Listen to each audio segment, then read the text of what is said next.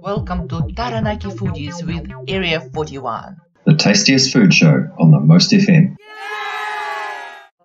We're winding down for our first trimester, so we have 3 trimesters where there are 3 entry points, so people can enrol in new programs and qualifications, or they're generally getting to halfway through their year if it's a year-long program. So we have, it's very timely me coming on, we have an information evening at WIT this week. Oh, awesome. Yeah, so on Thursday evening from 4:30 through until around 6:30. People can come down, talk to tutors. So it can be somebody that is already enrolled in a program that starts at the end of July and they want to meet some of their tutors, they want to have a look around so they can get asked some questions. Or you're thinking, oh, I hadn't thought about going to it, or that they had programs in July. Maybe I should go down and have a chat with somebody about something that I might be interested in, because there are a lot of programs that are starting in July. I think it's a really good time of the year because July is winter and a lot of people are kind of reassessing what they're doing, and it's very common in New Zealand to just go and try something new that they haven't tried, to go out of their comfort zones. And I mean, not necessarily to be a child to do this. You can be an adult who want to go through the barista course or through some other hospitality courses, and 3 intakes per year. It's just going towards what people want, basically. Definitely. And there's a lot of opportunities out there for fee-free study as well.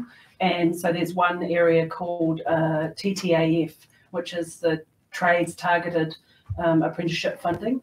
And so there's quite a few programs under that where that finishes at the end of this year. So the last opportunity to enroll in those, if you're not eligible for your first year of study free, is July.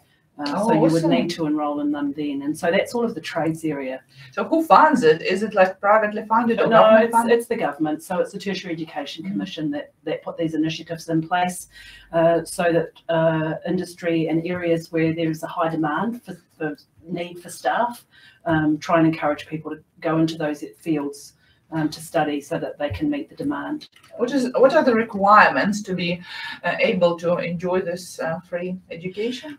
So for the TTA, if it's just the specific programs, the programs are all level 3 programs, so pre-apprenticeship programs, and they're open entry. So anyone can go, whatever age, whatever education level? Doesn't matter. Wow. Yeah. So there's a few different things that we have on offer where, and a lot of people don't know. So if you've never studied in tertiary before, your first year of study is free. And so that's a wonderful initiative. So that's the first port of call. If you've already studied in tertiary before and you want to go and you're having a change in career, or you're thinking about doing something different, or you've been away because you've had children and you want to come back and think about doing something, then something like the TTAF is a great option. And as I said, this is the last opportunity to enrol because it stops at the end of this year. Interestingly, the media chose to focus on fees free for uni students, some of whom don't need it. But actually, fees free was designed for all the scenarios you just spoke about. Yes, absolutely. Largely the trade sector. Yes, definitely. I would like to praise you for your innovative.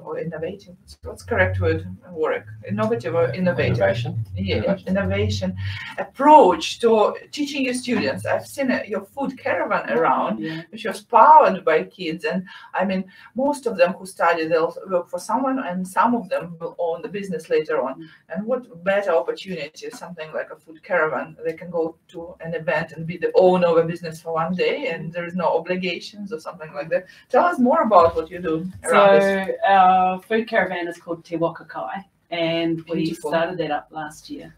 And it's been around the Maunga, actually, so it's utilised for marketing purposes. So we go out and promote with our marketing team. We take students along to help support that. We've, in some cases where students need a little bit of extra support, have employed students through as student and casual employees. Oh, wow. So over summer to be able to support that project, which is a great opportunity for students to build up their confidence before they sort of step out into the big wide world. So we've done some teaching out of Te Waka Kai. We took it down to South Taranaki, to Opanaki last year, and taught barista classes out of it. So I took the food caravan down there. And the nice thing about that is then the students, as part of their assessment, got to make drinks for their classmates, and so they got to have those. This is a tough judgment from like your own classmate. We've had students come in, and I know that Warwick, you've had some students come in, and that we've come to Sacred Heart as well with Te Waka Kai. We've got a new coordinator chef in place there. Her name is Sally. She's amazing, and she's actually out at Parihaka today. So her and one of our students is out there and been making coffees for the festival that was out there. And I think they kicked off at 5 a.m. to make coffees for people. This is what hospitality is like, right? I think it is. The Te Waka Kai is just one of the symbols of the state of health of wit, which is very strong. At the moment, from a stakeholder perspective, it's pretty full, I believe. Yeah, in some areas. So, you know, one of the things that we're going to talk about today is hospitality and the struggle that hospitality is going through. And this is nationwide. It's not just indicative to WIT and the low student numbers that we have, because people don't see it as a viable career option. So I really would like to chat about that. Yeah, I'm keen. I was in Queenstown a couple of weeks ago visiting QRC, which is the Queenstown Resort College, not competition of yours really, because it's adventure tourism. Also hospo, and hearing from the staff there, the businesses, even though Queenstown is still flat, they cannot get hospo staff. And we went to the Hilton, so I'm not talking front of house and chefs, just those trades. I'm talking, according to the Hilton manager, across the board, hotel management staff and hospo restaurant staff. Sure. And part of that is because the borders haven't been open, you know, and WIT's a tiny player in the whole scheme of international students, but it's not until now that you realise the gap they were filling as far as employees out in the hospitality sector. And so with WIT alone, you know, we had a couple of hundred international students with us at a time. Add on another few at PIMS. And that's just Taranaki. It's not anywhere else in the country. So, you know, that's huge. And that hole is massive now. And, you know, just the other day I saw some prominent businesses in town who are having to, because of illness with staff as well, so there's COVID still out there, but they don't have the backup staff either to be able to open. So they're limiting their hours, they're lessening their hours, which is a real shame. It used to be that hospitality careers were not a career. It was like something to fill the gap before you decide, before you think, before you study. But now it's not, because with the opportunities that internet and digital media gives us, a lot of chefs become their own bloggers or their influencers, and food is such a great media to talk about and to show, to connect with other people. So being in food actually doesn't mean to be in the least payable kind of a society level, right, anymore? No, not at all, not at all. And, you know, people are paying more now because there's such a demand for people.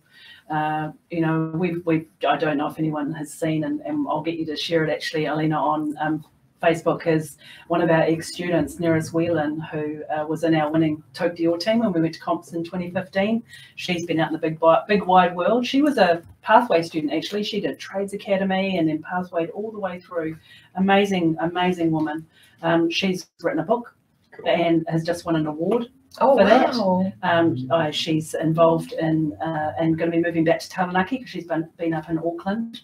And running a business, which is very exciting. So once she's in, you and her can come to us again and talk absolutely. about it. Love to. What school did she attend? She was at, you put me on the spot here. Too long ago. Yeah, too long ago. Can't remember. Yeah. So what are the careers in hospitality in demand at the moment? Barista. Yeah, very high demand for barista, chefs, just anything and everything. Yeah. Do you think that the situation will change when the borders will totally open and everyone can come in and just fill the gaps? I think when travellers can come on holiday, so it's those holiday workers coming on their OE, absolutely. But unfortunately, the industry, hospitality industry chefs are not on the green list, on the short-term list for employees. So, which is a real shame because that puts people off. Well, you can't get into study, you can't get a visa if you want to come and study because it's not deemed as an area by immigration that needs to have that. Yeah. Maybe we should unite our voices and talk to the government. Except that if and when tourism, and they're trying to ramp up tourism into more of a higher spending tourist this time, it's a reset, I read, will be dependent on having staff. If there's no service, they'll have a terrible experience. And if it is a bad service, we are not in the upper socioeconomic range, so it is really important for all of us. So these 2 years are really tough for everyone, and hospitality was hit the hardest. I feel so much for the owners and for people who work in the industry. What do you think is the long-term effect of COVID to the industry? I think it's made people more resilient. I think it's not over yet. I think there's a lot going on in the world that's still impacting on hospitality. The price, and I think people don't realise the cost of food and the increase in that. Canola oil that we all use. A 20-litre canola oil used to be $40-something, and it's now $77. Oh my gosh! Yeah, it is just ridiculous. So yeah, it's just a matter of thinking and realizing it's still happening.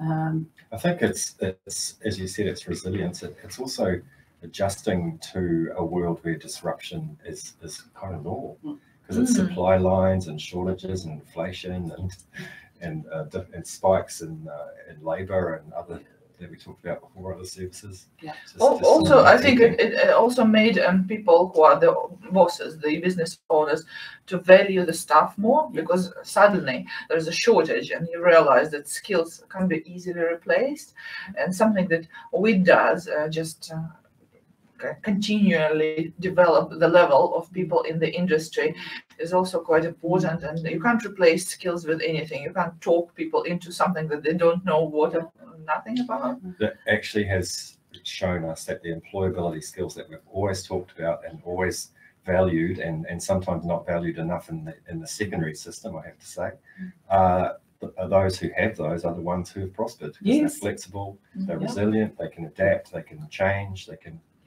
hold out until they're ready for the next step. We think that we're really hopeful that July for WIT is going to have a lot of people sort of going, right, I'm ready to get out there. I want to get in there and do something. I want to study, and a lot of the programs are designed and set up so that there's plenty of time to work as well. Especially in hospitality, we plan it around that because we know how important it is for people to be working and earning and to support our industry. So, we have 3 day a week classes, work experiences included in all of our hospitality programs. And so being able to be flexible as well for people, and if they're meeting outcomes on the job that are outcomes of the qualification, there's that air of flexibility there as well for us, where we go individually sort of look at somebody's learning plan and go, okay, well, you're working 1 day a week in industry and you're doing this, this and this. Actually, we can come and sign you off because you're doing that. Awesome. Yeah, so there's so many things. We had to become diverse and really flexible. And don't you have a broker situation where you link graduates or near graduates straight into employment? Yeah, we do. Across definitely. all schools? Yeah, across all schools. We have somebody new within our trade school who's working because of the big projects that are happening around the region, specifically to the trades side of it, especially with the hospital and that side of it. So Katrina has started with us at WIT, and she's been involved in the sort of trades area for a long time in a different company through the apprentices. And so, yeah, very, very fortunate to have her on board with WIT. Yeah, it's wonderful. So Warwick has been a member or a part of the boards or different educational organizations all over the country, I believe. And as an educator of Sacred Heart Girls High School, he sent a lot of students towards you. So Warwick, will you share with us what happened with those students? Are they happy? Are they unhappy? Did they run away? What happened? That's a good question. So it used to be about, I would say, when did Trades Act start? 7 or 8 years? Oh, a long time ago. More than that? I've been at WIT for 10 years and it's been going since then. Okay, so it was quite unusual for a student to be out of school, to be somewhere else during the week. And there was opposition sometimes from staff and from parents and families. Now it's mainstream. So we have a good chunk of our students who spend part of the week at WIT or at TOPEC or at a place of employment or anywhere. So the ones at WIT, so the listeners might not know, there's 3 ways our students can go to WIT. There's STAR courses they run in year 11, they're just a taster.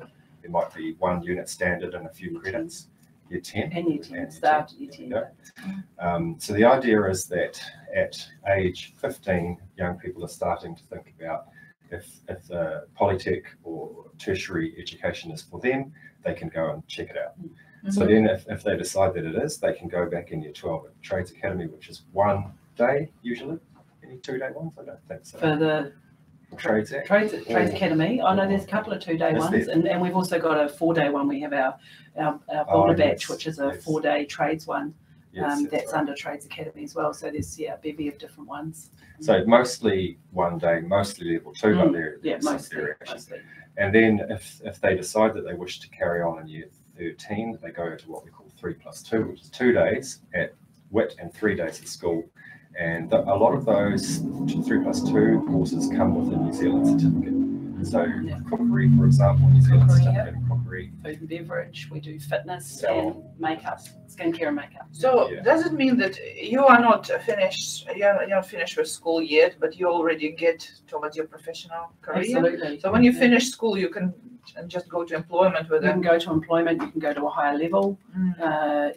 It's a hybrid. Yeah. I wish we had that, because in nowadays it was really, really structured. This is school, this is your own thing, and this is now all blended. So we'll talk about 3 young ladies who hope to get in today for various reasons. We're not able to make it. I say this honestly, I hope no one minds me saying, but they're nearly run out of steam at school. So they've got what they need from school, and it's a little bit of a struggle, but they're hanging in there. There's the ball and there's other social rites of passage that are important. And in some cases, there may be 1 or 2 subjects that still are important for them. But essentially, and I saw this when I went up to a lunch recently that they cooked for all of us teachers, they were in their element. They were in their full professional chef's dress in the professional facilities at work, which are high standard. And they saw, oh, here we go. This is where they're really on fire. Back at school, it's day by day getting to the end of year 13. Angela, so that's how it goes. Is it a big difference to start to teach kids who are just at school, or adults who already been somewhere, did something, and decided to change their career into hospitality? Yeah, there's always a difference. The 3+2 students are year 13 students, so they've been through the full school system, and academically they are quite high achievers because they've got through to year 13. A lot of our students who are in full-time programs school might not have worked for them, and they've dropped out, and they were young, and then they've come back and they're in their 20s, and they're like, right, I want to do something, and I can do this, and I'm really interested in being a construction worker or a chef or whatever it might be. And so, from that aspect, we have a lot of wraparound support for those people, because they didn't do well at school. They're coming into an environment that's academic as well as hands-on. But honestly, WIT has so much support and pastoral care for people who are second chance or coming back in, around their literacy and numeracy, just all of it. We're so fortunate with what we have at WIT. It's been the biggest leap that I've seen, is understanding. Firstly, bringing in STP, secondary tertiary pathways, might have prevented them dropping out if it was there when they were at school, but it wasn't. So now we've learned that you can't just say, okay, there's a great course at WIT, it's free, here's a pair of boots, go for it. It's not enough. They've already failed in education. So they've got some baggage, and there's some issues, and so that the wraparound care is essential, and as you say, it's done really well.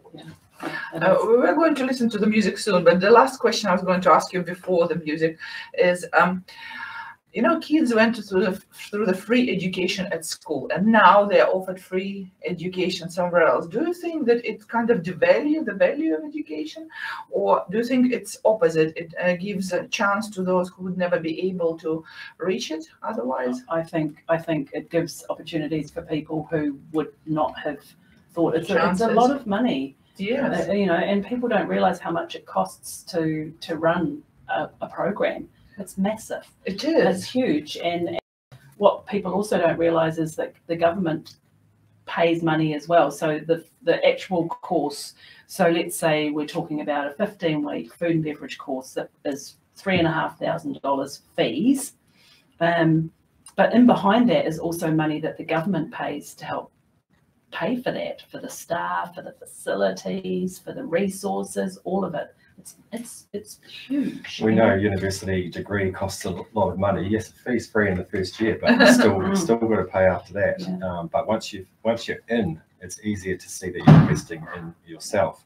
And in fact, you're still only paying around 30% of the cost of it. The government's still paying 70%. That's right.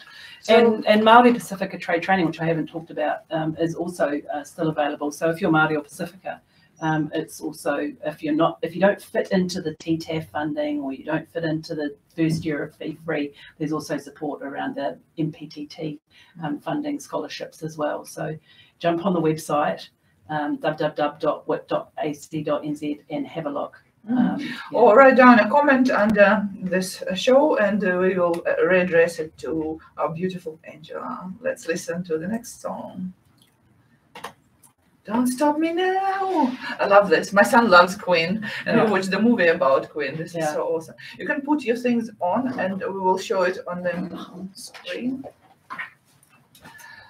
You won't need so many. Oli, do you like Queen? Don't stop me. Yes, no. This is an easy question. You don't actually. What movie? What movie that from? Bohemian Rhapsody. Have you seen Top Gun? I can't resist. Is it good? We're going to go tomorrow. It's just Oh, I can't wait. phenomenal. We're going tomorrow. I'm very excited. Which one is that? Top Gun. Top Gun. Maverick. I won't ruin the story for you. I'll just say that the production is incredible, but the way that they've honoured the first film is really good, Oh, good. and the acting is excellent. Oh, Look at that. It's just This is so artistic. yeah. it is an art. Yes, it is, Yeah, because yeah. presenting food is I've got an my art. Christmas napkins that I have. Yeah, and so you know that the actors were in the planes. It's all real. Yes, we watched that documentary actually. Yeah. We watched that. It was amazing. So I learned they didn't fly them. So they're all two-seater planes. So someone else was flying, and then they just CGI'd that person out. But they were subject to the G-forces and the noise and the terror and everything else. Yeah. So Angela, we will talk about this, and also would This you is like my to talk hobby. about the Chefs Association? No, we're not doing a lot in that You're aspect. not No, quiet. it's not happening at the moment for Taranaki, unfortunately. It was so Although sad that you had to cancel. I'm heading to the Hawke's Bay next weekend. I'm chief judge at the Hawke's Bay comps, and we're not running them this year, but I can talk about that and why. If you want. Yeah. If you want. But so you're the But it's chairperson struggling. of Taranaki Association. No, who's now? nobody's Nobody. wants to be nobody out. at the moment. He Alex was. resigned. He resigned. Oh. Yeah. So it's just in a bit of a hiatus. It's just everybody's just so busy, and it's the same around the country. Yes. But they've teamed up. NZ Chefs have teamed up with the Restaurant Association, and so their nationals are in September. There's a big forum on, so it's a bit of a collaboration between the two associations, which is really good. Invites for the online events, but it was said that the previous events were cancelled. But this was a paga. I know. So much preparation. I know. Yeah. So, yeah. But anyway, But there's still some strong people there. I'm still a member, absolutely still a member, and everything. It will. It will. And Everyone's just trying to survive. Yeah. And then people are sick and people don't want to plan things, and so next weekend, there's a risk of, there's a few people coming to judge, and then you've got the risk of a couple of people being sick, and then you don't have enough judges. So it's just yeah, it's a tough time for people to plan, like anything, I guess, at the moment for everybody, really, isn't it? Welcome back to Taranaki Foodies on the Most FM, the tastiest food show on 100.4 FM. It is us, Alina Williams-Warwick, and our beautiful guest, Angela Ferguson, the chairperson of the WIT Department of Hospitality. Is that correct? Lead. The lead. Hospitality lead. Yeah. So while you were listening to this beautiful song, Don't Stop Me Now by Queen, which was chosen by Angela, she just presented a beautiful platter, or a, I don't know what to call it, because this is so artistic. I would call it like a, What is it? A cheese grazing plate? yeah. Something that you would create for the picture, you know, being painted and with all this black surroundings. This look like this is ready for an oil picture to be painted on. I can see bay leaves, some succulents for decoration. Yeah. It's funny, isn't it? Like I've got this thing for succulents, food, or not to eat. to display garnish. Yeah. This look is relatively recent, isn't it? Yeah. Like, it's sort of the It's theory. the grazing table. Yeah, the look, grazing where look, there's lots of stuff and a mixture of things. And it's sort of sometimes combos that you never would think of, but they somehow work. Yeah. So it's very cool. Yeah. Grazing tables are really good for coming and just looking first and just finding things or colors that you're attracted to. Yeah. Maybe some fruits, some vegetables, sometimes something dry. Yeah. What is there, Angela? So I love preserving, and so we have a very small garden. We're not in a massive piece of land where we are, so we have a retaining wall garden, but it's very productive, and I grow things that I can preserve. So cucumbers always do really, really well, so I always make cucumber and mint relish, and tomatoes. Our tomatoes always do really well. So I've got lots of herbs as well, because I just like to have herbs on hand and utilize those at home. So grow things that I know we're going to eat and I can use. So I brought along, and I can't take the credit, actually, I have to be honest. Tony made the chili and tomato jam. And so he's been really getting into that, actually. So we have chilies grown, their own chilies, our own tomatoes, and it's delicious. And make lots of sauce, and I love it. I just love it. And I don't do it to sell. I just have a cupboard that's full of them and gift them to people. They're great presents for it's people. a cool little thing about you, Angela. Oh. And the time is 4:35, and I have posted a picture of the beautiful platter on the Taranaki Foodies on the Most FM Facebook group, if you would like to have a look at that and Well done. comment about it, perhaps. So the other thing was that, cheese from down at Eltham. And if you are passing and you've never heard of it, you're not sure, pop in, because there's always something on special. Is it relish, from Fonterra? Is it? yeah, it's the Fonterra Kapiti, or the cheese shop. So there's a bit of Kakarangi Blue, there's some Swiss cheese, and there was a smoked cheddar as well. And I made some crackers, so they are no carb crackers, so gluten free. So really good for diabetics. Really easy, really easy to make. What's the flour? Because they look. It's almond. Yeah, ground almonds. And so it's rosemary, ground almonds, egg, butter, and a bit of salt. And then I like a little bit of texture, so I chucked in some linseeds. So, Wonderful. Honestly, this is so perfect. I don't want to touch it because this is Please so do. beautiful. Please do. When you Please shared do. your tracks and your pictures of your prep, I was like, oh no, she's making chocolate chippies, and I don't really have a sweet tooth, but it's, what did you say it was? Almond based. Yeah, it's an rosemary almond based. bread. Yeah, Crackers, rosemary. Yeah, rosemary and linseed crackers. Very cool. Yeah. And homemade pesto? That's actually my latest version, because I ran out of mint in the garden, and I'm just like, people love the cucumber and mint relish. I make it every year, and we had so much basil. I just threw some seeds into the garden, and they just went crazy. So I thought, right, I'll try the cucumber with basil instead of mint.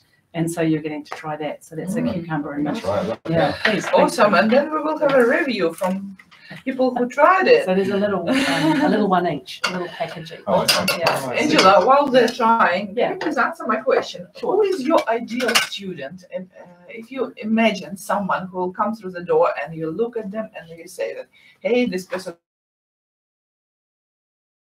is going to be a student of it? What this person looks like? I think the ideal student is the one that turns up.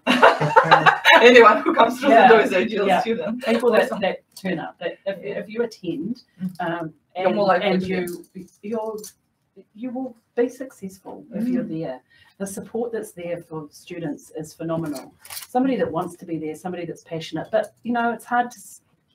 I honestly don't think I became a really passionate chef until I was in my early 20s, where the light bulb went off around, where food comes from and growing it and going, wow, look at this truffle and that sort of thing. I remember that when I was living and working in Australia, actually, and I'd done my chef apprenticeship and everything.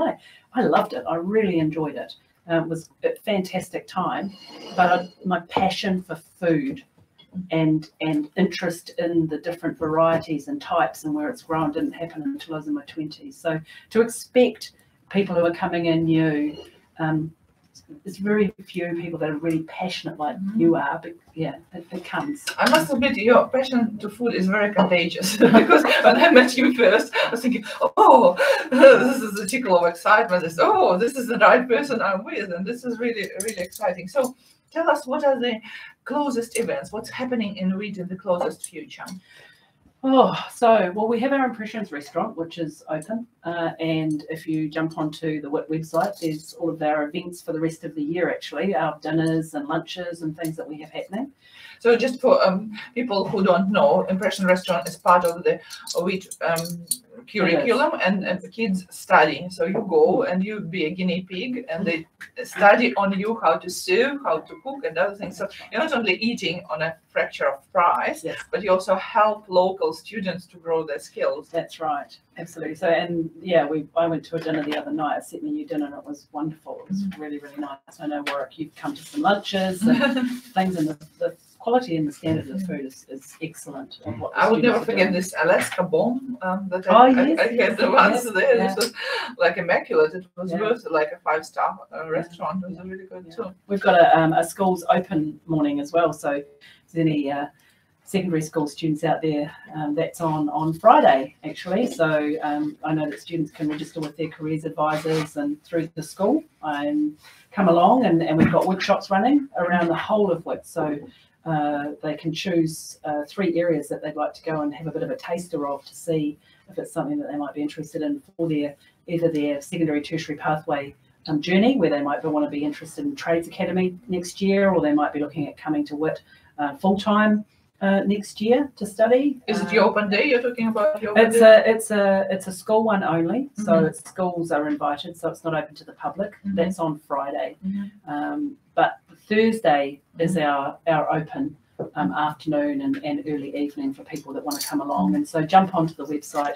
Facebook page, and have a look at that, because come down and there's just might be something there that you just didn't realise that we were offering, and go, I didn't know that. And hospitality is a great option. We've got a level 3 bakery program starting in July.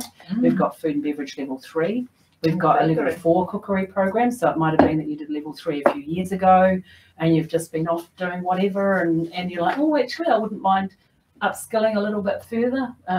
Bakery is back in fashion. The same as the house plants. It's like everyone is into bakery now. Just all the fancy celebrities are doing bakery in their full makeup. So do we have anyone who's ready to do the yes, so the first person who is doing the review is Nathan, and Nathan, he's the social media manager, and he's my friend, and he's going to talk about Angela's food. I think like most people, going into a supermarket and taking a good look around at what they have in there to buy. And something I've noticed recently, sort of a new sort of innovation in food, is the crackers that they come out with now. They're beautiful crackers, and lots of them have just got tons of grains and seeds in them. I even noticed they've got a Vogel's cracker now. And these crackers, I mean, they just have that same look and feel. I mean, they're just sort of complex and sort of really tasty. Like, wow, good. This is they're really easy to make. So I will do the recipe up, and you can put it on the page. They were so easy. You sort of don't be afraid to try. And they might not be quite right the first time, and they might not be even. And I've made them several times, so you know. You I've never done crackers. I would try your recipe. And all you do is you put the ingredients in a food processor, crack a couple of eggs into it, tip it onto a piece of baking paper, and put another piece on top. Roll it out flat, and then you take the sheet off. You mark it to what you want it to be as far as size and shape. And then you bake it. It's so easy, so awesome. easy. All right, is the second reviewer ready? Yes, right. I had both of the chili and tomato, jam, yeah, chili and tomato jam, and the basil and cucumber spread. Yeah, delicious, both of them. Tony did a good job there. On one of them. Yeah. Obviously, cheese.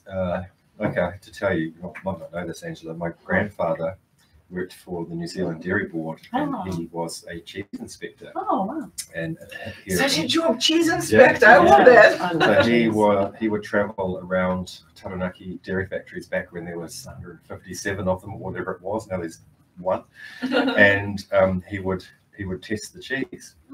So back then it wasn't quite as many delicious ones as there are now, but as a child we were raised on cheese plugs, so like a core that they would pull out. So we'd get the surplus bags. So us boys are all cheeseaholics. So I can say that all of those cheeses that you chose there are delicious and go really well with what you provided. Onto the crackers, as I said, they look a little bit like chocolate chippies. But they're delicious. It's not chocolate, it's rosemary, right? Yeah, rosemary and linseed. Linseed, yeah. Texture is sort of soft but firm enough to hold what you want to put on it there. So yeah, I'm liking those. Well done. And if you wanted them really, really crispy, you just cook them a little bit longer.